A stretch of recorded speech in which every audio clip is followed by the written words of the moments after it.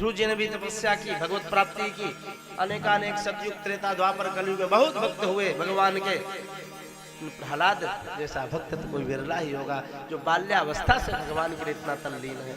और ध्यान देना, इतना दैत्यराज ने, पिता ने अनेकानेक प्रकार की यातनाएं दी, गुरुपुत्र ने भी मारण किया था, लेकिन एक बार भी प्रहलाद जी के मन में अपने पिता के प्रति दोष द्वेष नहीं आया, बदला लेने की भावना नहीं आई, गुरुपुत्र के प्रति तनिक भी मन में द्वेष नहीं आया। सज्जनों, आगे कर्म पंचाध्याय का निरूपण किया शुकाचार्य जी ने।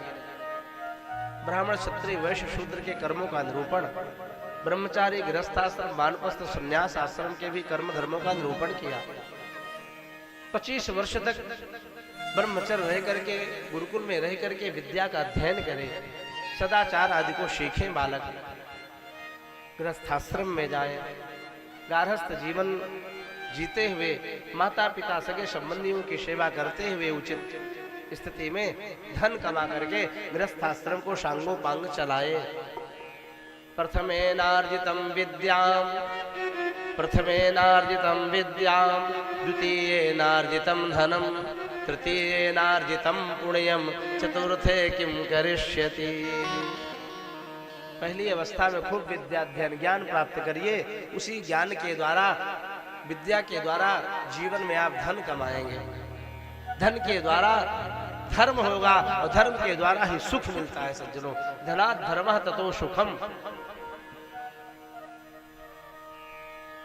और तीसरी अवस्था में पुण्य कमाना चाहिए। ये तो गृहस्थाश्रमी एक क्रम वाले के लिए है, बाकी भगवत भक्त के लिए तो ये भी कहा प्रहलाद जी ने, कुमार अवस्था से ही भजन करना चाहिए। न जाने ये सास की आवन होए न होए, कभी ये राम राम सत्य हो जाए, ये कोई नहीं जानता भैया।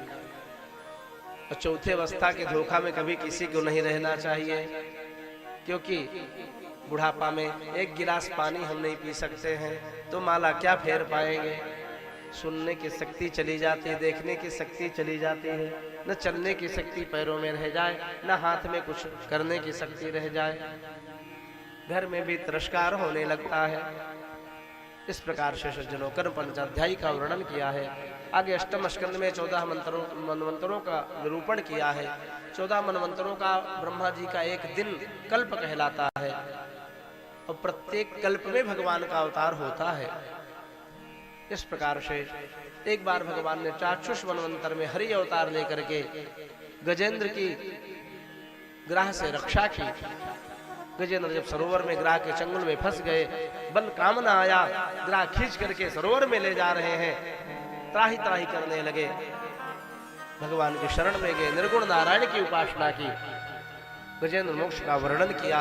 अद्भुत गजेंद्र मोक्ष, दुःस्वप्न आते हों, कर्जा से पीड़ित हों, इसका पाठ करें प्रतिदिन, सब दुःस्वप्न सुस्वप्न हो जाएंगे। सज्जनों, कर्जा से भी रक्षा होती रहेगी, धीरे धीरे कर्जा से मुक्त हो जाएंगे आप। ऐसा दिव्य प्रभावी गजेंद्र मोक्ष का वर्णन किया है। गजेंद्र मोक्ष का पाठ पंडित मदन मोहन मालवीय जी करते थे। उनके चरित्र में मैंने पढ़ा, 2 साल पहले मालवीय नगर में भागवत कथा हुई थी।